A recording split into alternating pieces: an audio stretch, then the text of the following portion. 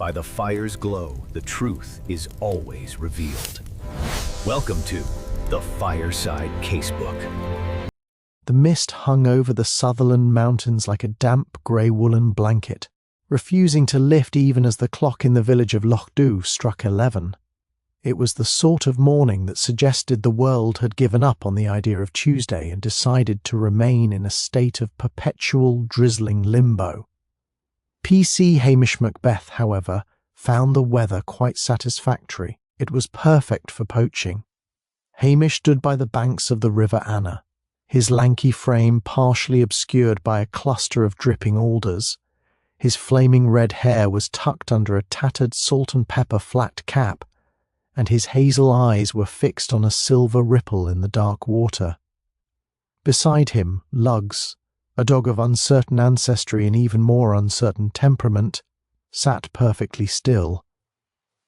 Lugs knew the rules. If the water bailiff appeared, he was to bark. If a salmon appeared, he was to stay quiet and look pathetic. With a flick of his wrist that suggested years of illicit practice, Hamish landed a plump, gleaming henfish. "That'll do for the pot, Lugs," Hamish murmured, his voice a soft Highland lilt. "A bit of butter, a sprinkle of wild garlic, and we'll forget the world exists until tomorrow." He stowed the fish in a burlap sack, carefully smoothing the grass to hide his tracks.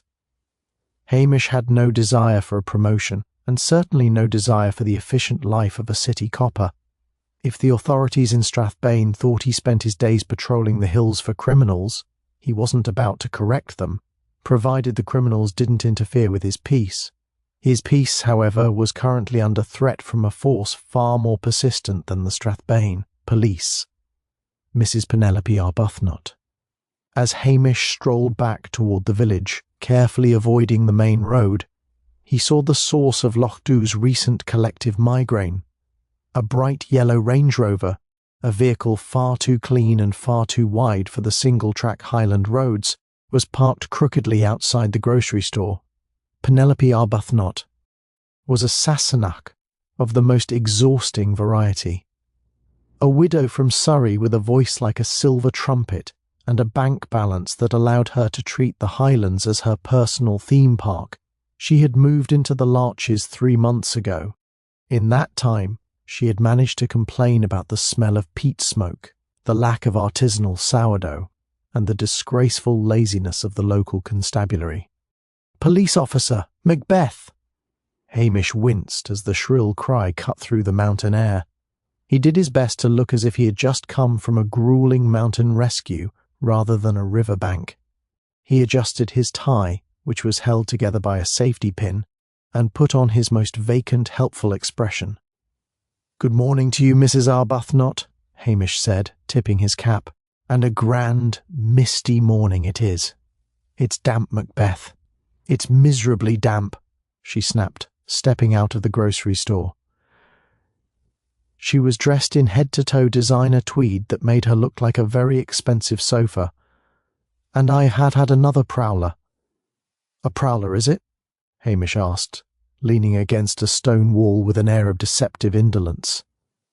Would this be the same prowler that turned out to be Archie McLean's sheep last Tuesday? Do not be droll.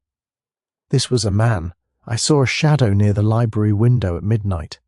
I expect a full investigation. This village is sliding into anarchy, and you spend your time. What do you do all day?" "I keep a watchful eye, Mrs. Arbuthnot." "A very watchful eye," Hamish lied smoothly. "Well, keep it on my perimeter.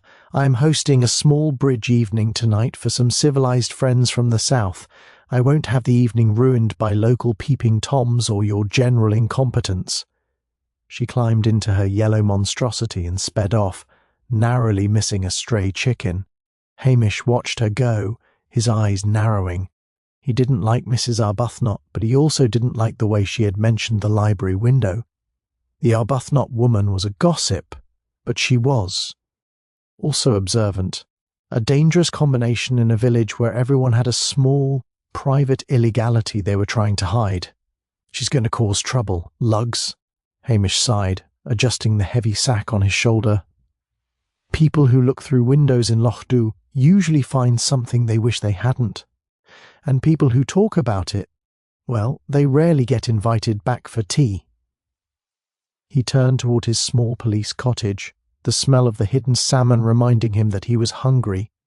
He hoped for a quiet afternoon of coffee and a nap, but the air felt heavy, and it wasn't just the mist. There was a sharp, cold edge to the wind coming off the loch, the kind of wind that usually preceded a funeral. The kitchen of the police station cottage was filled with the divine, buttery aroma of frying salmon. Hamish Macbeth, wearing an apron that said Souvenir of Oban over his uniform trousers, moved the fish with the delicate care of a diamond cutter. He had the wild garlic sizzling just right, and a pot of thick Highland coffee was steaming on the side of the stove. "Just a minute more, Lugs," Hamish murmured, glancing at the dog who was sitting so close to the stove he was practically singeing his whiskers. A meal fit for a king, or at least a man who has successfully avoided the DCI for 3 days running. He had just slid the pink flaky fillet onto a warmed plate when the telephone in the hallway began to scream. Hamish froze. He looked at the salmon. He looked at the phone. He considered, briefly, letting it ring. In Lochdubh, a ringing phone usually meant someone's cow had wandered into a neighbour's vegetable patch or old Archie McLean had forgotten where he'd parked his tractor. But there was a particular urgency to this ring, a frantic, high-pitched persistence. With a heavy sigh of a man whose soul had been bruised by destiny, Hamish turned off the stove and went to answer. "Macbeth here," he said, his voice thick with the disappointment of the hungry. "Hamish. Oh, thank God." It was Mrs. Kennedy, the woman who did for the wealthy residents of the newer villas. Her voice was a ragged edge of panic. "You must come to the Larches at once. It's Mrs. Arbuthnot. She's... Oh, it's terrible." "She's quite purple, Hamish. Purple as a heather moor. Take a breath, Mrs. Kennedy. Is she ill? Have you called the doctor?" "The doctor can't help the dead man. She's at the bridge table, stone cold, and she's got a look on her face like she's seen the devil himself, or worse, a Scotsman with a bill." Hamish felt a cold sinker drop in his stomach. The poached salmon would be a rubbery mess by the time he got back. "Stay there. Don't touch a thing. Not a tea caddy, not a playing card. I'm on my way."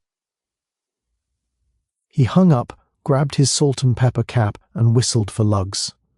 Duty calls, Lugs, and it's a rude, hungry sort of duty. The rain had turned from a drizzle into a spiteful downpour by the time Hamish's ancient Land Rover crested the drive of the Larches. The house was a glass and stone monstrosity that looked as though it had been lost on its way to a trendy suburb of London. Inside, the lights were all ablaze, casting long, sickly yellow rectangles onto the sodden lawn.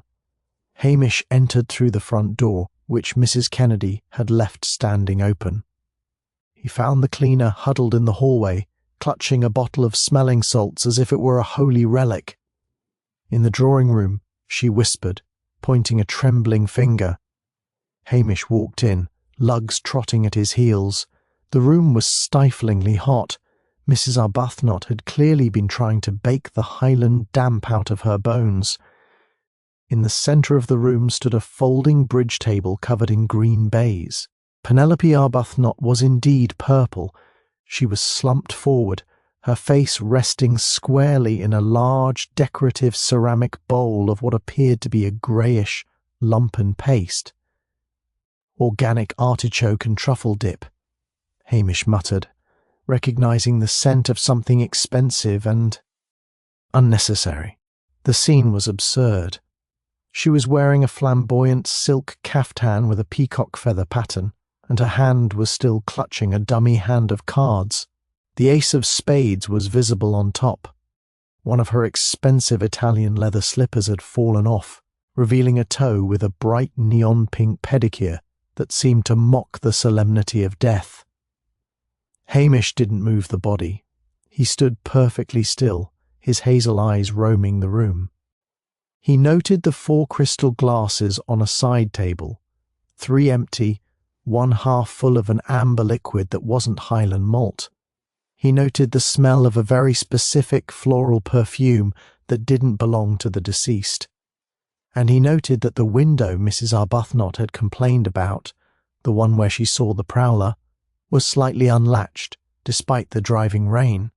A heart attack, surely, Mrs. Kennedy wailed from the doorway. She was a woman of high blood pressure and higher opinions. Maybe, Hamish said softly. He leaned down, sniffing the air near the dip bowl. Underneath the truffle oil, there was a faint, bitter almond scent that made the hair on the back of his neck prickle. It wasn't the scent of a heart attack. It was the scent of a murder that was going to bring the Strathbane police down on Lochdubh like a swarm of angry midges. Hamish looked at his watch. His quiet evening was gone, his salmon was cold, and somewhere out in the mist, someone was probably feeling very pleased with themselves for silencing the widow who knew too much. Lugs. Hamish sighed. Sit by the door. We're going to have company soon, and they'll be wearing shiny boots and shouting very loudly. He reached for the telephone to call headquarters, his face a mask of Highland stoicism, hiding the sharp, intuitive gears already turning in his mind. The peace of the Highland evening was not merely broken, it was shattered, ground into the peat, and set on fire by the arrival of 2 police cruisers from Strathbane. They came screaming up the drive. Of the larches, blue lights strobing against the wet rhododendrons like a cheap disco. Hamish Macbeth stood by the window, watching the spectacle with a look of profound weariness. Lugs let out a low, mournful howl, expressing the sentiment perfectly. The lead car door flew open before the vehicle had even fully stopped. Out tumbled Detective Chief Inspector Blair, a man whose physical appearance always reminded Hamish of an overstuffed sausage about to burst its casing. His face was a permanent angry shade of beetroot, and his suit looked as though he'd slept in it, possibly in a skip. "Macbeth!" Blair bellowed, his voice echoing through the vaulted ceiling of the hallway as he stomped inside, trailing mud and the scent of stale cigarettes. "I might have known. Every time there's a body in this God-forsaken wilderness, I find you standing over it like a ginger vulture. Good evening to you, Jimmy," Hamish said mildly, using the first name he knew Blair detested. "I see you've brought the weather with you."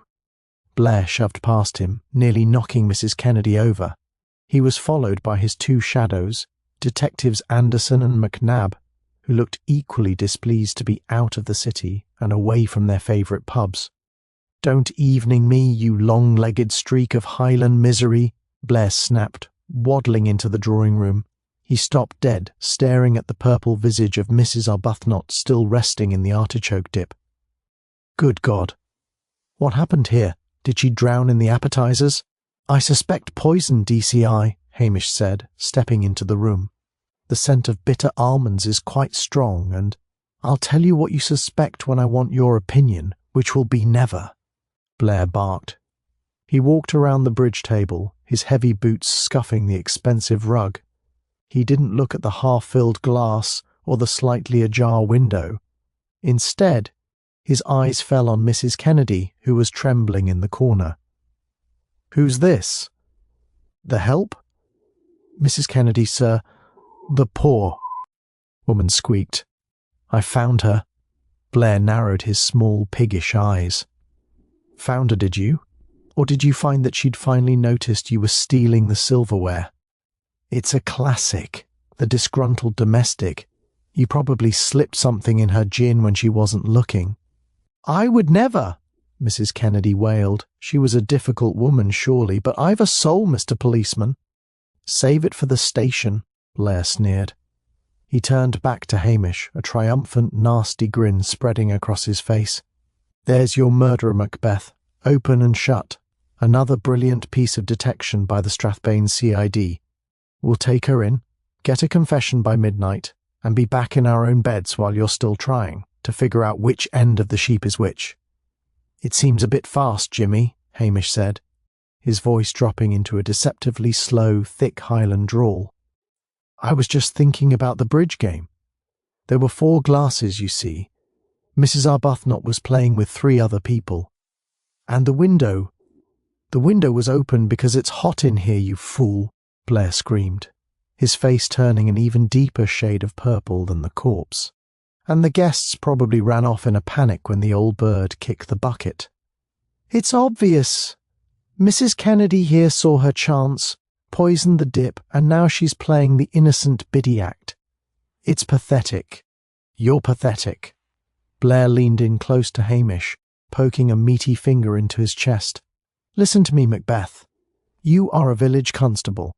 Your job is to find lost cats and tell tourists where the public toilets are.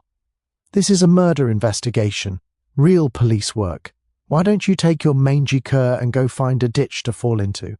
Stay out of my way, or I'll have you transferred to the traffic division in Glasgow so fast your head will spin." Hamish looked down at the finger, then back at Blair. His expression remained one of blank, rustic obedience. "As you say, sir. I'm sure you have it all well in hand. I'll just go and tidy up my station, do that. And take that flea-bitten carpet with you," Blair added, gesturing at Lugs. Hamish turned and walked out, his steps slow and heavy. Behind him, he heard Blair shouting orders to Anderson to bag the dip and cuff the cook. Once outside in the rain, Hamish let out a long breath. He climbed into his Land Rover and looked at Lugs. He's a very loud man, isn't he, Lugs? And very wrong. If Mrs. Kennedy poisoned that dip, I'm a Chinaman. She can't even handle the strength of English mustard, let alone cyanide. He started the engine. Blair thought he had won.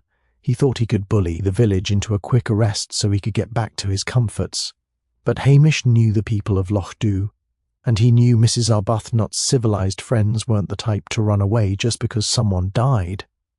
They were the type to run away because they had something to hide. "Time for some tea and a bit of mooching," Hamish whispered. "If Blair wants the credit, he can have it. But I think I'll find the killer first." By the next morning, the mist had curdled into a thick, yellowish fog that smelled of salt and sodden peat. Lochdubh was in a state of high electric tension. The news that Mrs. Kennedy had been hauled off to Strathbane in handcuffs had spread faster than a wildfire in a dry heather field.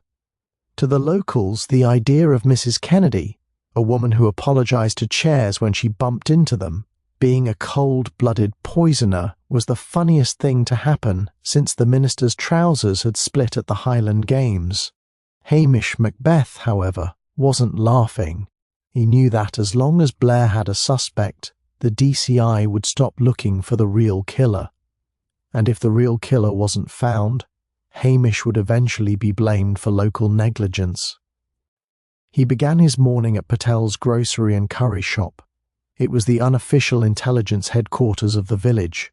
Mr. Patel, a man who had moved from Leicester 20 years ago and now possessed a Scottish accent thicker than Hamish's, was busy arranging tins of haggis with an air of profound gloom. "Bad for business, Hamish," Patel sighed, not looking up. "The police cars are blocking the delivery van, and that man Blair, he came in here demanding proper English breakfast tea. I told him we only stock Highland blend. He called me a regional obstruction. He has a way with people," Hamish murmured, leaning against the counter. Lugs sat by the door, eyeing a loose sausage with professional interest. "Tell me, Habibi, did Mrs. Arbuthnot shop here often?" "Every day, always complaining. The milk wasn't cold enough, the bread was too rustic. But she wasn't just buying groceries, Hamish, she was buying information. She'd stand right where you are, nursing a gossip like it was a fine malt.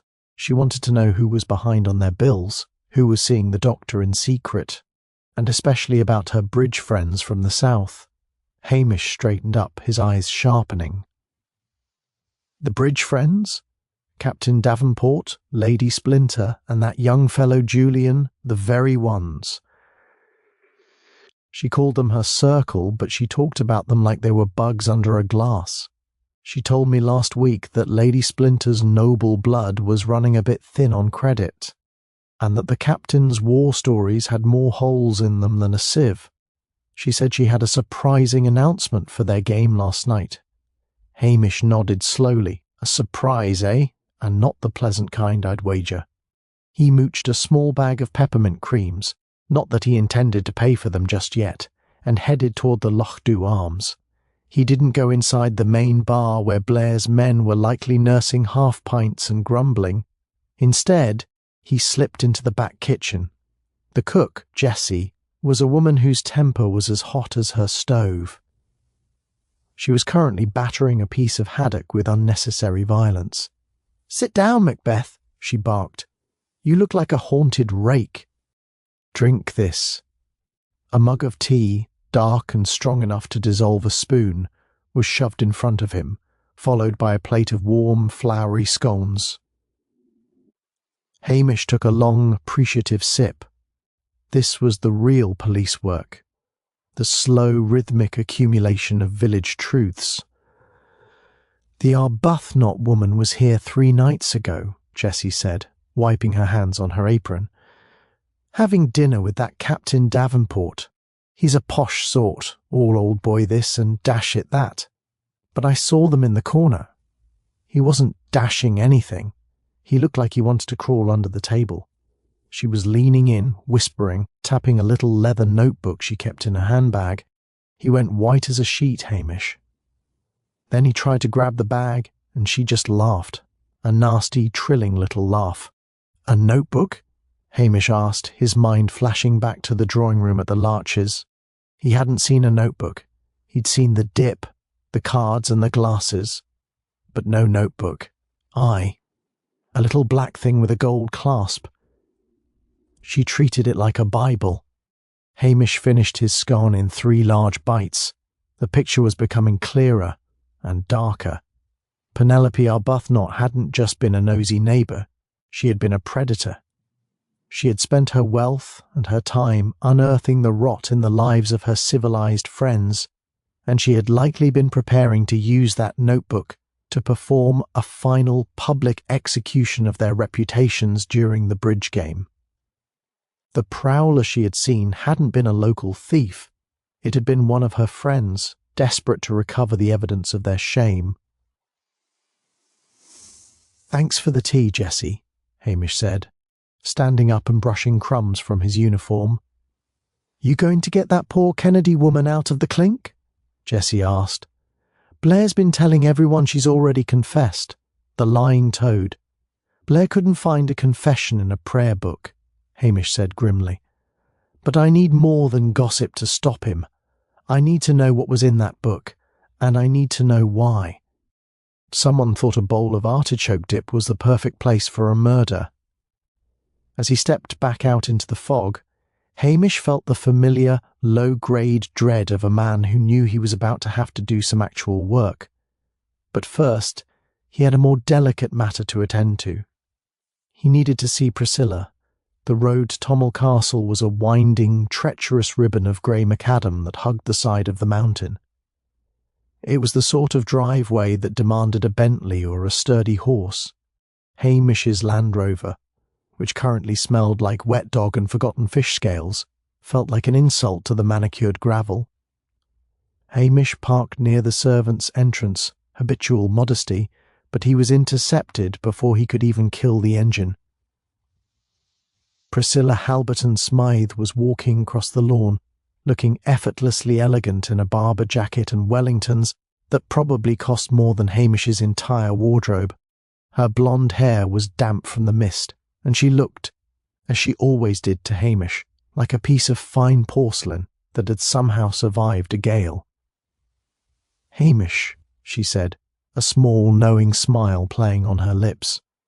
"I heard the sirens yesterday, and I heard that DCI Blair has already solved the case, which usually means you're here to tell me he's arrested the wrong person. He's arrested Mrs. Kennedy Priscilla," Hamish said, stepping out of the car. Lugs jumped out and immediately began sniffing a very expensive-looking rosebush. "The man's a walking catastrophe. He thinks a motive is something you find in a textbook, not in a human heart. Come inside. My parents are in Inverness for a horticultural meeting, so the castle is mercifully quiet. They sat in the morning room, a place of high ceilings and draughty corners that smelled of beeswax and history. Priscilla poured 2 cups of tea from a silver service.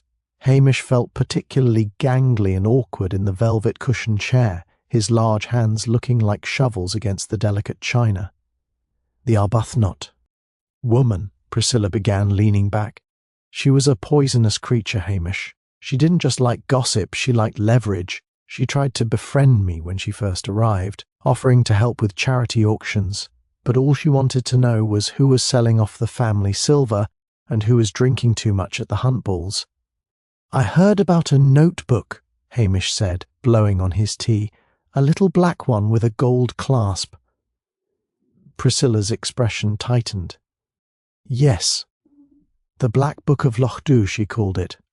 A joke, she said, but nobody was laughing. She had it out at the last gallery opening in Strathbane. She was particularly attentive to Lady Splinter. Tell me about Lady Splinter and the others, the civilized friends.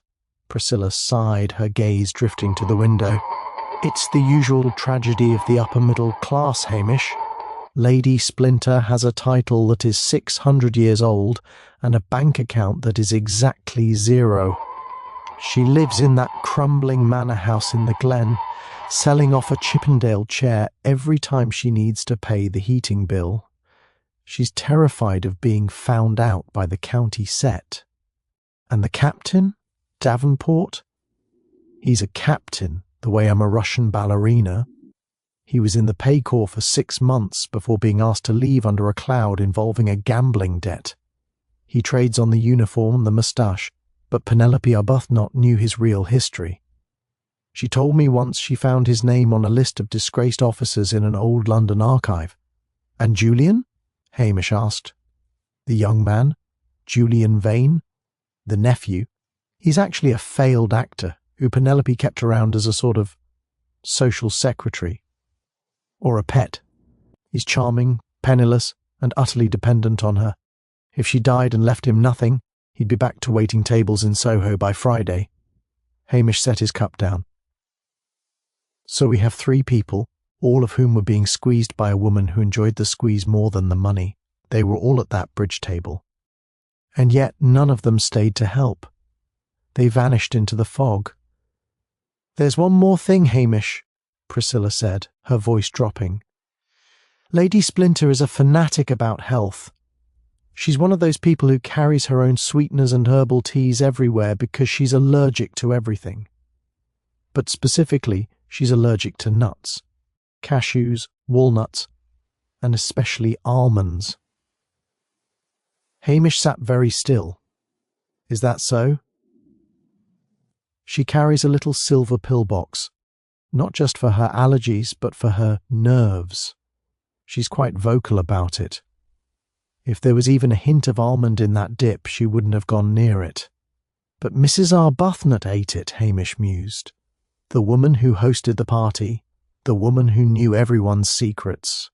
He stood up, his mind spinning.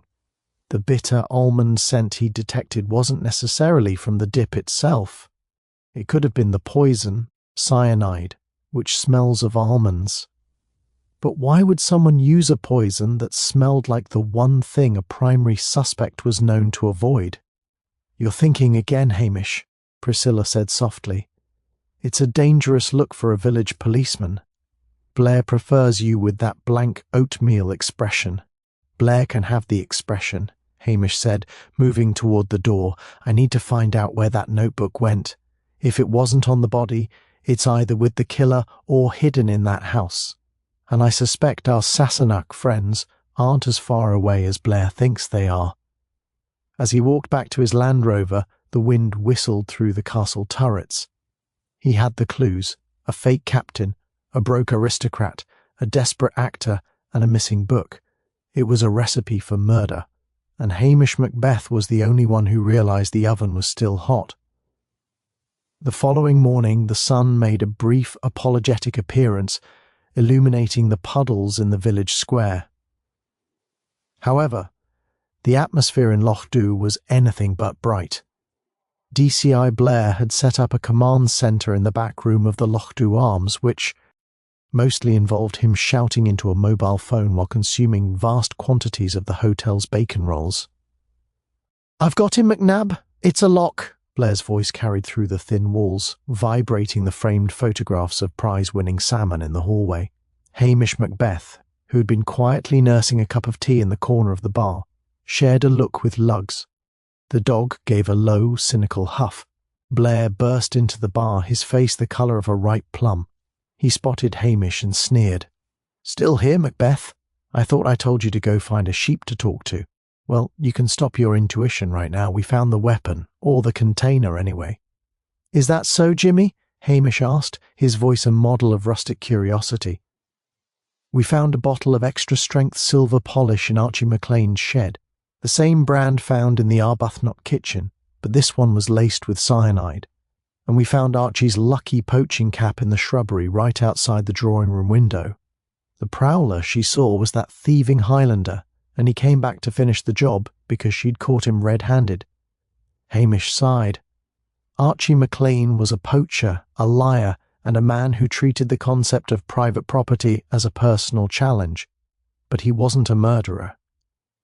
Poisoning was far too clinical for Archie. If Archie wanted you dead, he'd likely hit you with a blunt object and then complain about the effort. "Archie's in the cells in Strathbane then?" Hamish asked. "He will be by noon. Anderson is picking him up now. The man's a menace. Case closed." Blair grabbed another bacon roll from a passing tray and stomped back to his office. Hamish stood up, his lanky frame unfolding like a carpenter's rule. He didn't go to the station. Instead, he drove back to the Larches. The yellow police tape fluttered mournfully in the wind. The house felt cold, the heavy scent of expensive perfume and artichoke dip still lingering like a bad memory. He walked into the drawing room. Blair's team had processed it, which meant they had moved the furniture and left charcoal dust everywhere. Hamish ignored the bridge table. He went straight to the corner where a small, ornate basket sat by the radiator. This was the home of Tiberius, Mrs. Arbuthnot's prize-winning Persian cat. The cat was currently missing, presumed to have bolted during the chaos.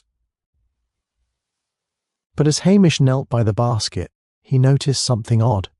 There was a small white ceramic bowl nearby, filled with water. Hamish dipped a finger in and sniffed. Then he looked at the carpet. He walked back to the bridge table and looked at the chairs.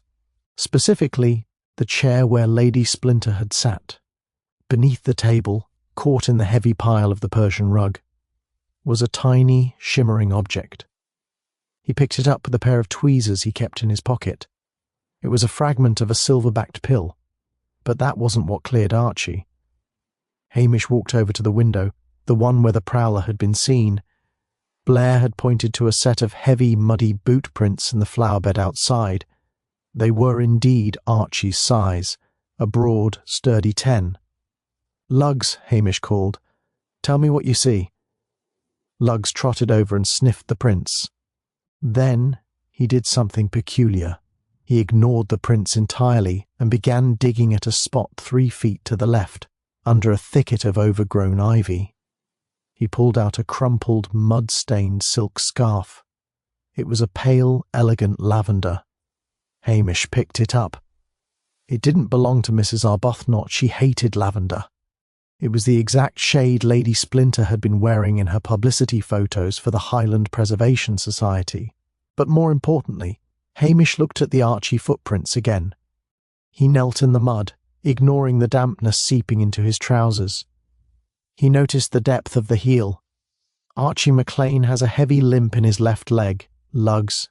He's had it since the tractor accident in '98. Any print he leaves is deep on the right and shallow on the left. These prints, they're as even as a spirit level. Someone had worn Archie's boots. Someone had deliberately walked into that flowerbed to frame the village's most obvious scapegoat, and someone had dropped a lavender scarf while doing it. "And then there's the matter of Tiberius," Hamish murmured, looking back at the cat's water bowl. Mrs. Arbuthnot told Patel she never gave the cat tap water, only Evian, but that bowl is filled with tap water. Whoever was prowling wasn't trying to get in, they were already inside, trying to look like they were outside, and they took the time to keep the cat quiet. Archie McLean didn't know the difference between Evian and ditch water, and he certainly wouldn't have known which scarf belonged to a lady. Hamish tucked the scarf into his pocket. Blair was about to ruin an innocent man's life for the sake of a quick headline. It was time for Hamish to stop mooching and start hunting the real reason someone wanted a nosy widow silenced. Hamish Macbeth sat in the kitchen of his police cottage, the peat fire crackling with a low, rhythmic hiss that was the only sound in the room besides the steady drip of rain from the eaves. On the table sat a half-eaten plate of cold stew and a large, chipped mug of coffee. Lugs was sprawled across Hamish's feet, twitching in his sleep as he chased imaginary rabbits through a Highland glen. Hamish was staring at the lavender silk scarf he had pulled from the mud. "It's too neat, Lugs," Hamish said softly, his voice barely a whisper in the shadows. "The lavender scarf for the lady, the silver polish for the poacher. It's like a play, and who knows more about plays than a failed actor from Soho?"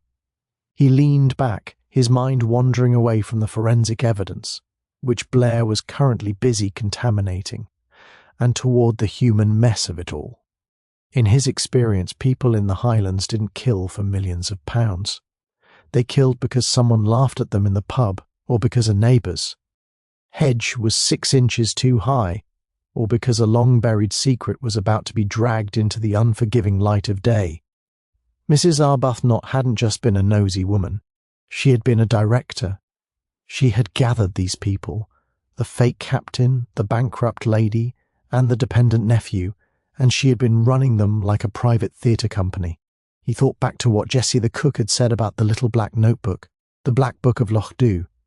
Hamish stood up and walked to his small bookshelf, pulling out a dusty, leather-bound volume of local history. He wasn't looking for history, though. He was looking for a specific receipt he'd used as a bookmark weeks ago. It was a delivery slip he'd seen in the grocery store trash while waiting for his peppermints. A receipt for a London publishing house addressed to the Larches. It wasn't blackmail, Hamish murmured, the realization hitting him with the cold clarity of a mountain spring. It was a career. Penelope Arbuthnot hadn't been squeezing them for money. She was a woman of immense wealth. She didn't need the captain's gambling debts or the lady's furniture money. She was writing a book, a fictionalized memoir of the dying British aristocracy and their desperate, dirty secrets. And the bridge friends were her unwitting research subjects. But Julian Vane, the charming nephew with the actor's timing, had been the one typing it. He was the one who had seen every draft, every cruel observation, and every career-ending revelation. Hamish closed his eyes, picturing the bridge table. The dummy in a game of bridge is the player whose hand is laid out for everyone to see. In Penelope's house, everyone was the dummy, except Julian. Julian had been the one watching from the wings. If that book was published, Hamish reasoned, the captain would be in prison for fraud, the lady would be a laughingstock in every county from here to Cornwall, and Julian would be the man who betrayed his own kind for a room and board. But there was something pettier, something more Arbuthnot. Hamish remembered the tap water in the cat's bowl. He remembered the lavender scarf. The scarf was a plant to frame Lady Splinter, but the Archie boots were a plant to frame the local. Whoever did it was trying to give the police too many choices. It was an actor's trick, overplaying the part. The motive wasn't just to stop the book. It was that Penelope had finally told Julian what he was really worth to her. Not a nephew, not a friend, but a useful little clerk who she intended to replace with a new, more interesting protégé she'd met in Edinburgh. Julian was being written out of the script.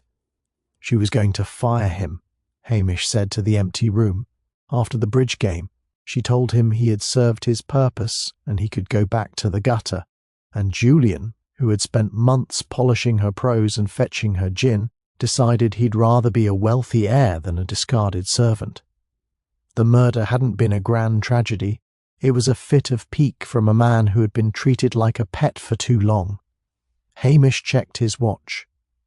Blair would be moving Archie to the main precinct in Strathbane within the hour. If Hamish didn't move fast, the wrong man would be behind bars and the Black Book, the only real evidence of the motive, would disappear into the flames of the fireplace at the Larches.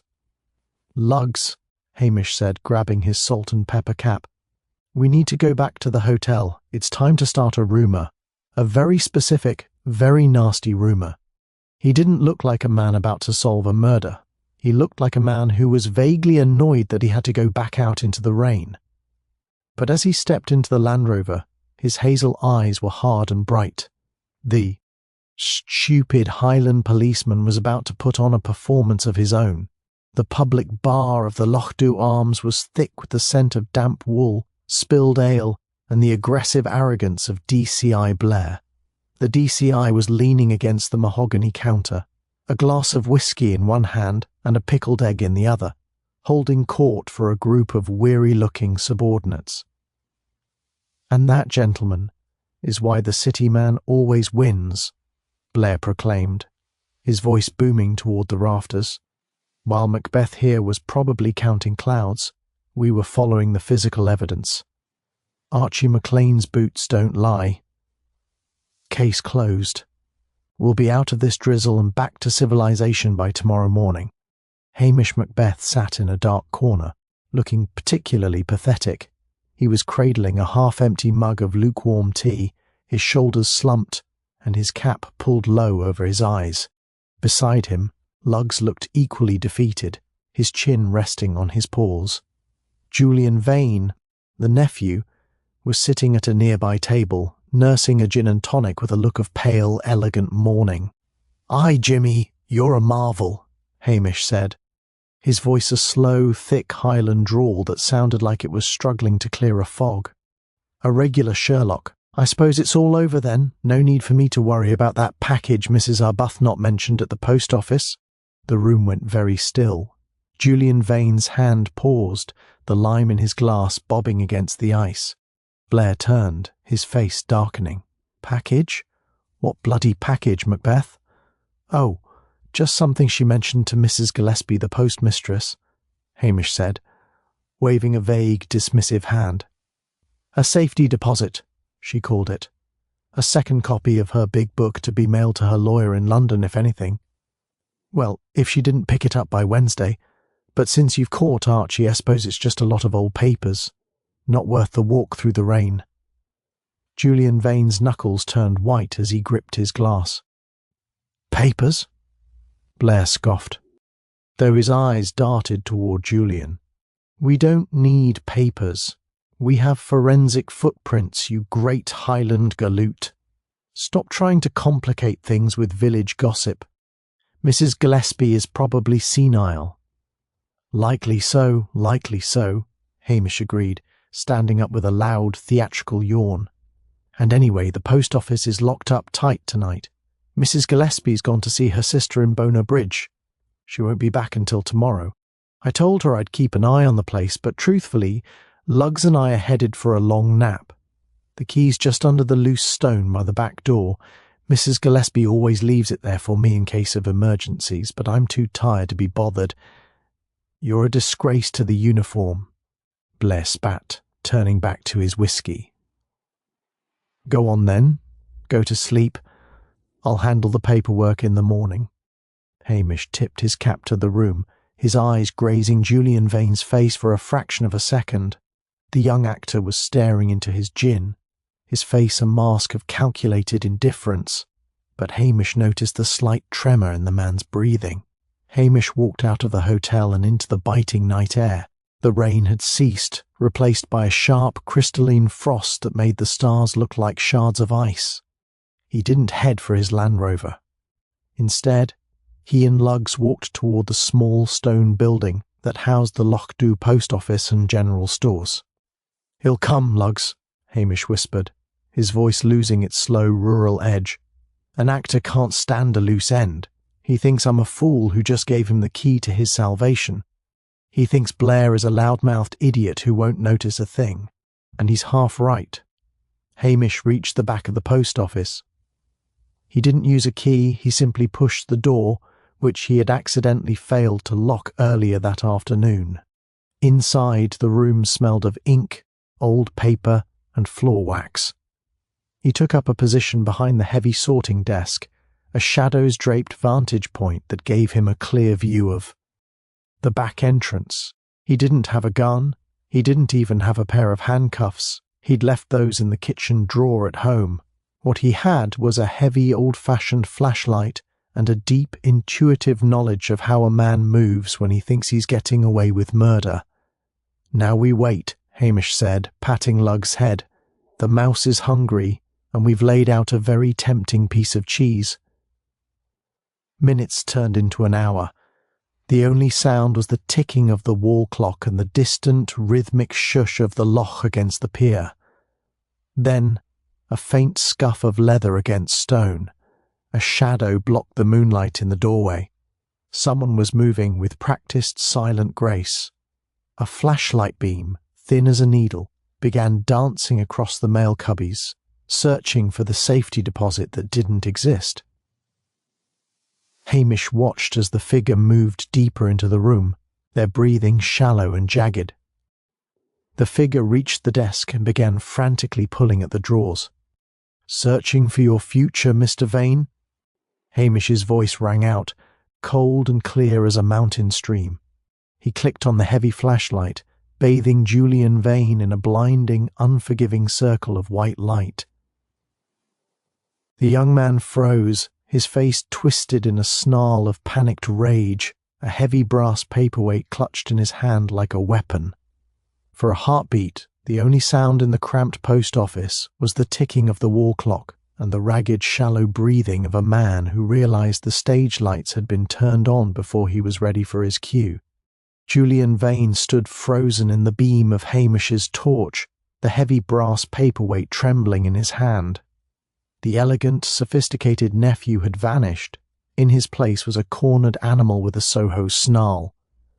"You," Julian spat, the word dripping with a venom that no stage script could replicate. "You miserable, ginger-haired peasant. I thought you were back at your hovel, dreaming of sheep and stolen salmon." "I was," Hamish said mildly, though he didn't lower the light. "But then I remembered that an actor like yourself can't stand a loose end. You see, Julian, in Lochdubh, we might be slow, but we're very thorough about our stories. And your story has more holes than Archie MacLean's favourite jumper. There is no package, is there?" Julian's eyes darted toward the door, calculating the distance. "Not a scrap." "Mrs. Gillespie doesn't keep a safety deposit. She keeps stamps, penny sweets, and a very sharp memory for who comes and goes through her back door." Hamish stepped out from behind the sorting desk.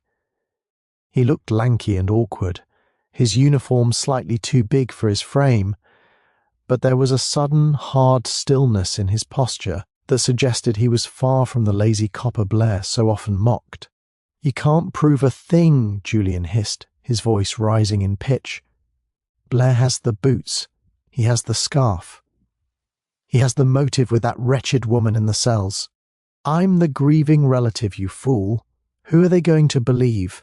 A decorated detective from the city, or a village idiot who talks to his dog? Well now," Hamish sighed, "the problem with playing a part is that you eventually forget the audience. Lady Splinter isn't just a suspect. She's a woman who would rather die than wear a scarf that had been in a mud pile. And as for the bitter almonds, you were a bit too clever there. You knew she was allergic, so you thought it was a perfect double bluff. But Penelope wasn't allergic. She ate that dip because she trusted you to prepare it. You were her little clerk, after all." The mention of the word clerk seemed to snap the last thread of Julian's composure. With a shriek of purely ego-driven rage, he lunged. He didn't attack like a fighter. He attacked like a man who had seen too many choreographed stage brawls. He swung the brass paperweight in a wild overhead arc.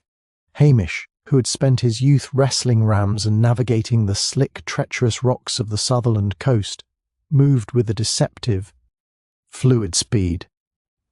He stepped inside the swing, the heavy brass whistling past his ear, and shoved Julian hard against a rack of greetings from Lochdubh postcards. The rack collapsed in a clatter of spinning metal and colourful paper. Julian scrambled to his feet, his face contorted. He didn't try to swing again. Instead, he bolted for the back door. "Lugs, heel!" Hamish shouted. Lugs, who had been waiting for his moment of glory, didn't bite. That would involve too much effort and potential dental bills. Instead, he simply trotted into the doorway and sat down, his broad, shaggy bulk blocking the exit. As Julian tried to leap over the dog, Lugs gave a sharp, indignant yelp and shifted his weight.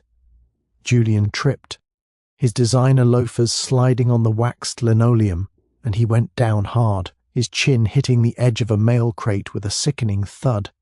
Hamish was on him in an instant. It wasn't a clean professional takedown from a manual. It was a messy, sprawling struggle involving a lot of flailing limbs, and Hamish's elbow ending up in Julian's ribs.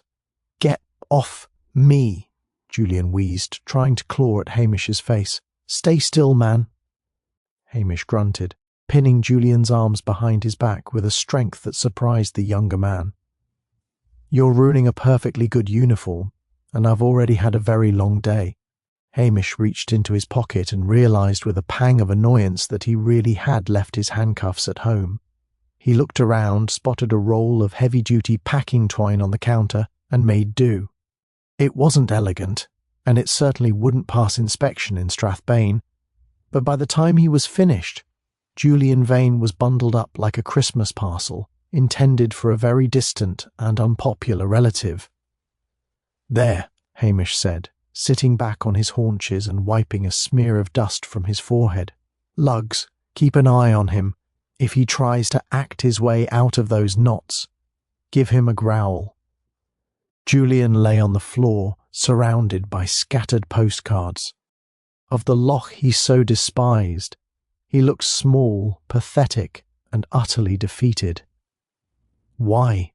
Julian whispered into the floorboards. "She was going to throw me away, after everything I did for her." "Aye," Hamish said, his voice softening into a genuine tired Highland lilt. "People like Penelope Arbuthnot always throw things away when they're done with them. But you don't solve a lack of heart by becoming a ghost in someone else's book, Julian.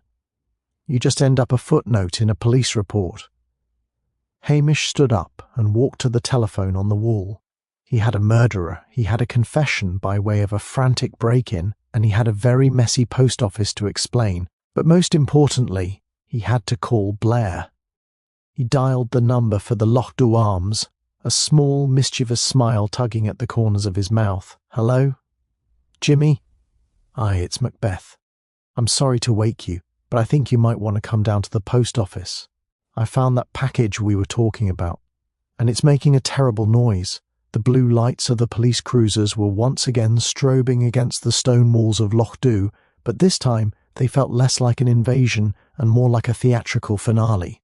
DCI Blair had arrived at the post office in a state of majestic, sleep-deprived fury, his coat flapping around his knees, and his face a terrifying shade of magenta.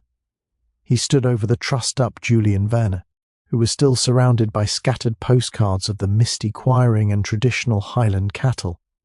"What in the name of all that is holy is going on here, Macbeth?" Blair roared, his voice echoing off the metal sorting bins. "I was in the middle of a very important dream about a promotion and a succulent Chinese meal, and I get a call saying you've tied up the victim's nephew with postage twine." Hamish stood in the corner, looking remarkably small and clutching his salt and pepper cap in both hands. He had carefully messed up his hair even further and made sure his tie was dangling at a precarious, incompetent angle. "Oh, Jimmy, thank God you're here," Hamish said, his Highland voice trembling with a well-practiced, nervous edge. It was awful. I was just doing my rounds like you told me, keeping a watchful city-style eye on things when I saw the door open. I came in and Mr. Vane here he went completely spare. He started shouting about how you'd broken him at the hotel. Blair paused, his chest expanding slightly. How I had broken him.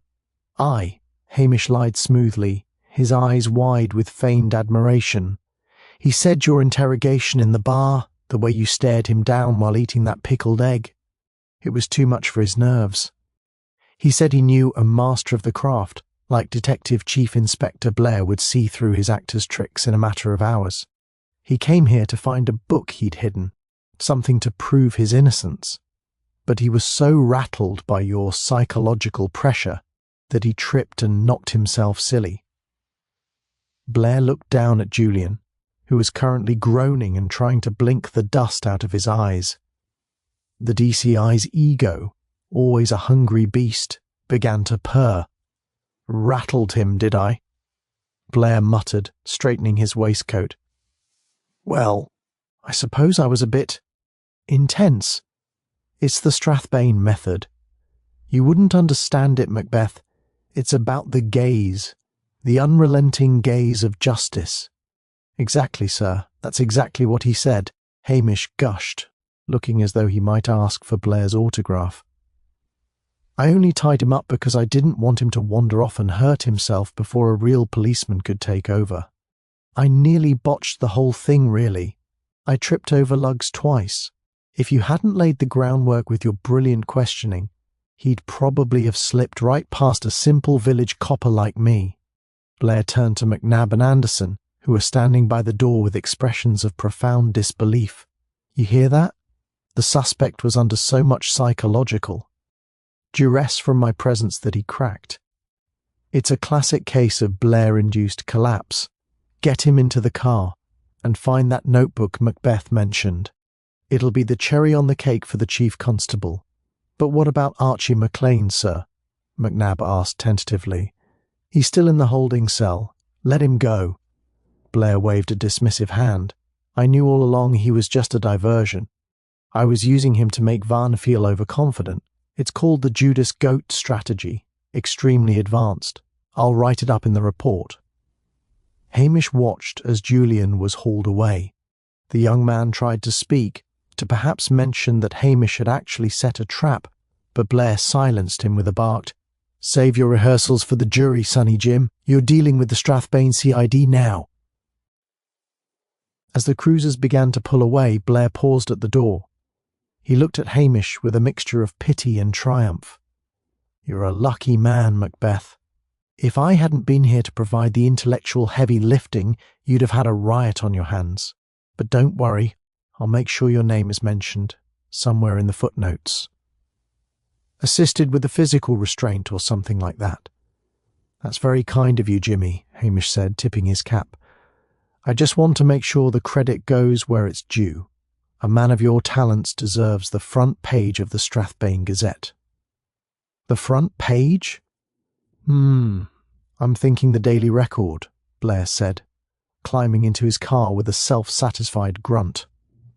The blue lights faded into the distance, leaving Lochdubh once again in its natural state of misty silence. Hamish stood in the middle of the road, the cold air filling his lungs. He felt a great weight lift from his shoulders. He wouldn't be promoted. He wouldn't be transferred to a concrete precinct in the city. He wouldn't have to wear a sharp suit or attend briefings with charts and graphs. He was still the useless PC Macbeth of Lochdubh. And that was exactly how he liked it. "Come on, Lugs," Hamish said, the deceptive lilt disappearing from his voice. "Let's go home. I think there's still a piece of salmon in the fridge that hasn't gone completely off, and I believe we've earned a very long, very quiet sleep." Lugs gave a satisfied bark, wagging his tail as they walked back toward the police cottage, two shadows merging with the Highland night. 3 days had passed since the dramatic events at the Lochdubh post office, and the village had returned to its preferred state of low-level grumbling and damp tranquility. The yellow Range Rover was gone, replaced by a for sale sign at the gates of the Larches.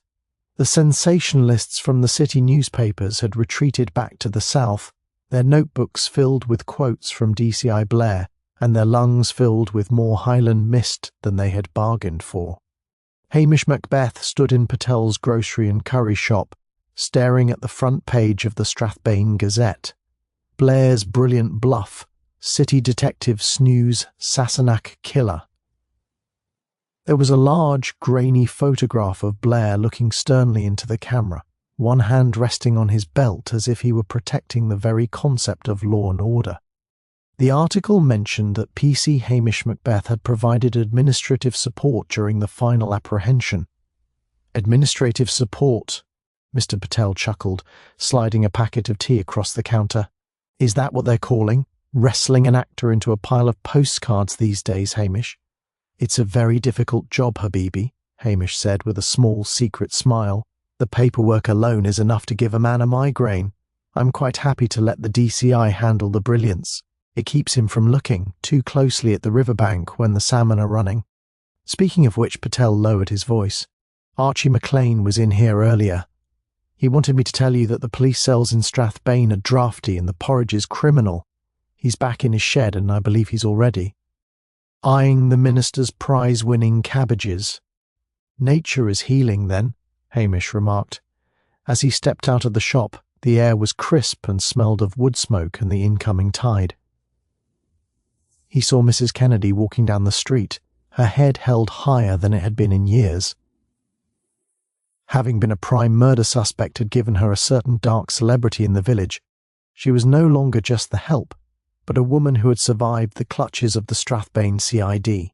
She gave Hamish a grateful nod, which he returned with a tip of his salt and pepper cap. The civilized friends of the late Mrs. Arbuthnot had vanished like smoke.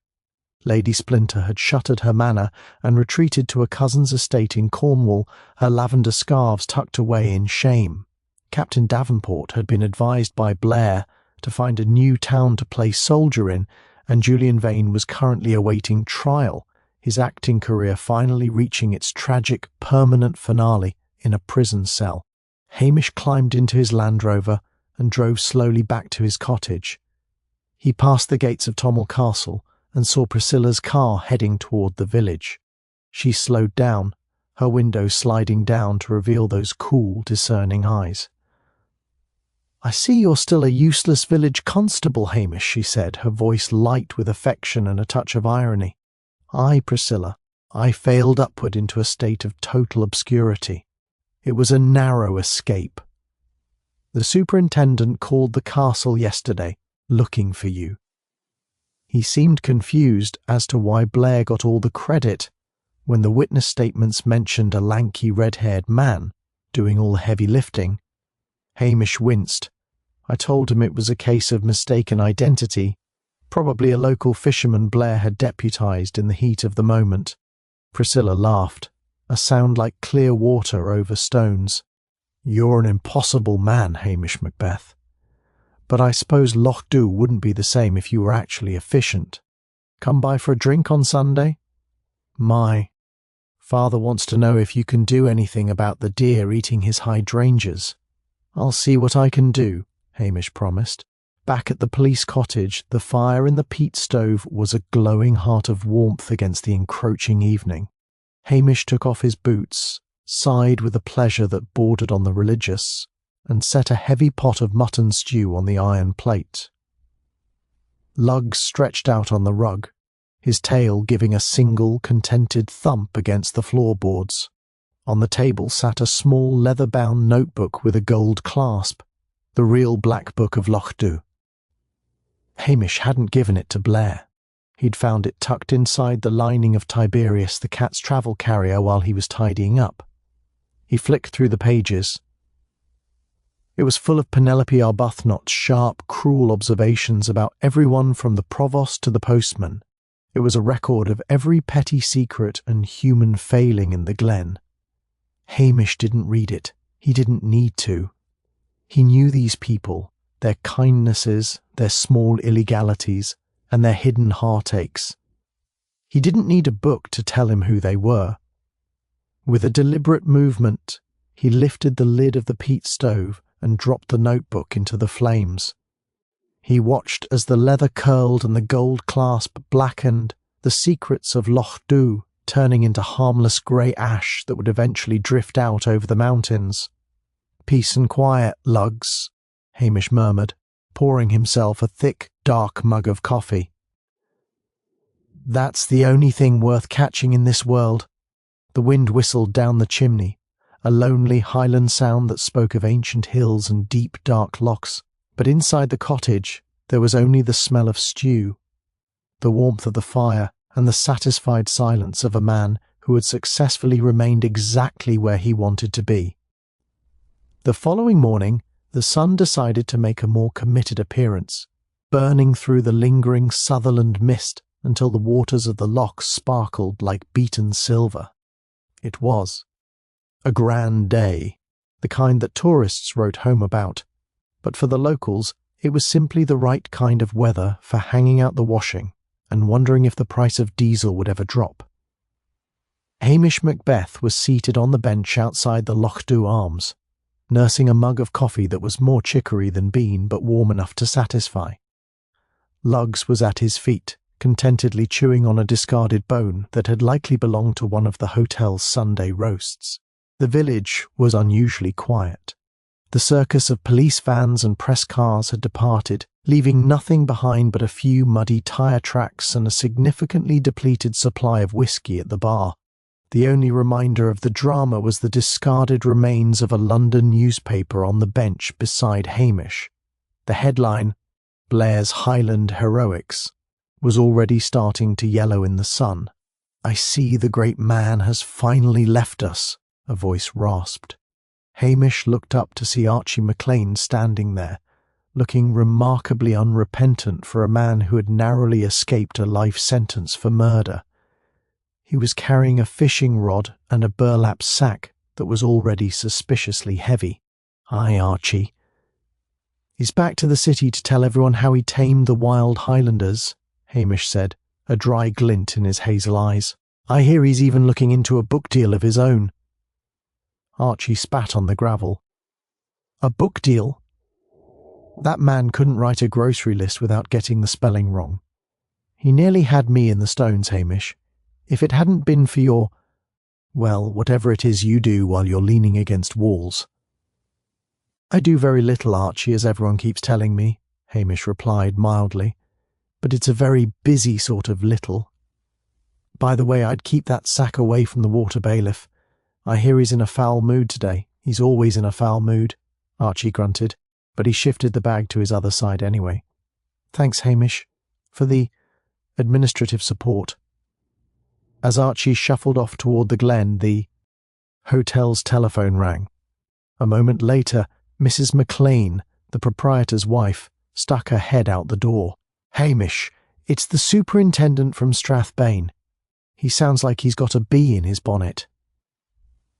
Hamish sighed, set down his coffee, and walked into the cool, dim interior of the hotel. He picked up the receiver with the reluctance of a man handling a live grenade. "Macbeth here," he said, dropping his voice into a thick, slow, and purposefully dim-witted Highland burr. "Macbeth." "Daviot here," the superintendent's voice boomed. "I've just finished reading Blair's report. It's quite a piece of literature. He claims he broke the suspect with a stare of judicial steel in the middle of a post office." "Aye, sir," Hamish drawled. It was a sight to see. I was just standing there trying to remember where I'd put my keys, and DCI Blair. Well, he was like a lion, sir, a very loud, very red-faced lion. There was a long silence on the other end of the line. Daviot wasn't a fool. He had known Hamish for years, and he knew that whenever Hamish sounded this stupid, something clever had recently happened. "Listen, Macbeth," Daviot said, his voice softening. "I've had a letter from Priscilla Halberton Smythe. She seems to think you had a significant hand in identifying the motive. She mentioned something about a black book and a publishing house. Priscilla always was one for the fairy tale, sir," Hamish said smoothly. "I think the mountain air gets to her. There was no book found, just a lot of old postcards and a very confused actor. I suspect Blair's steel gaze just made the lad hallucinate. I see. Daviot sighed. So you're telling me you don't want the commendation? You don't want me to put your name forward for the detective training course in Glasgow? It starts next month. Hamish felt a cold shiver go down his spine. Glasgow, concrete, exhaust fumes, and people who walked as if they were being chased. Oh no, sir. I'm far too slow for the... I'd only get in the way of the real professionals like Jimmy Blair. I'm just happy to keep the peace here in Lochdubh. It's a full-time job, keeping the sheep off the road. You're a master of your craft, Macbeth, Daviot said, and Hamish couldn't tell if it was a compliment or a groan. Fine. Stay in your glen. But if I hear you've been poaching again, I'm sending you to the traffic division in Paisley. I wouldn't dream of it, sir. Good day to you. Hamish hung up and wiped a bead of sweat from his brow. That had been a close one. The threat of promotion was the only thing that truly terrified him. He walked back out to the bench. The sun was higher now, and the village felt perfectly, beautifully ordinary. Mrs. Arbuthnot's death had been a tragedy of sorts, but it had also been an interruption, a sharp, jagged stone in the otherwise smooth path of Lochdubh life. Now that the stone had been removed, the path was closing over. He thought of the notebook he'd burned. Some might say he'd destroyed evidence, but Hamish knew better. He'd destroyed a weapon. Secrets were the only things that truly poisoned a village, and Lochdubh had enough of them without Penelope Arbuthnot's help. He stood up, whistling for lugs. Come on, boy. We've a long walk ahead of us if we want to check the crab pots before dinner. As he walked down the dusty road toward the pier, Hamish Macbeth looked exactly like what the world thought he was. A tall, lanky, slightly unkempt policeman with nothing much on his mind. He moved with a deceptive laziness, his hazel eyes scanning the hills not for criminals, but for the simple, quiet beauty of the land he called home. The murder was solved, the Sassenach drama had faded, and the tea in his cottage was waiting. In the Highlands, that was as close to a happy ending as a man could get.